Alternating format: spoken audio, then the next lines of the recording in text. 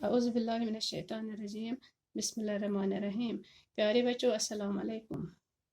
कल हमने हिंदू मुसलमान का लेसन पढ़ा था। आज हम इसके सवालात करेंगे जो आपकी उर्दू किताब के पेज नंबर 42 और 43 पर है।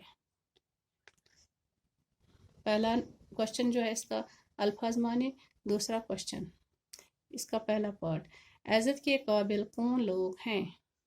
जवाब, इज़्ज़त के काबिल नेक लोग होते हैं जो दूसरों के काम आना फ़ख्र समझते हैं।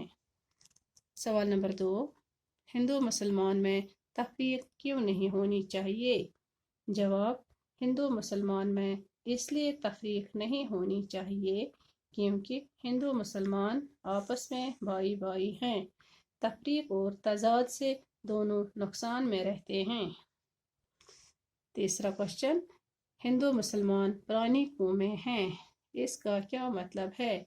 जवाब, यह इब्तिदा से ही हिंदुस्तान में रहते हैं और बाकी कौमें बाद में आकर आबाद हुई। सवाल नंबर 4, अच्छे इंसान की क्या पहचान है? जवाब, अच्छा इंसान वो है जो बगैर किसी गरज के हर किसी के दुख सुख में काम आए। अब तीसरा सवाल है इसका, नसर में लिखिए। ये वहाँ से नज़म में है, हम उसको नसर में लिखेंगे। सवाल नंबर 3, पहला वाला पार्ट, इज़्ज़त के काबिल है बस वो इंसान नेकी हो जिसकी कारे नुमाया। इज़्ज़त के काबिल वो इंसान है जो दूसरों के दुख सुख में शरीक हो और दूसरों की मुश्किलें आसान करने में मददगार साबित हो।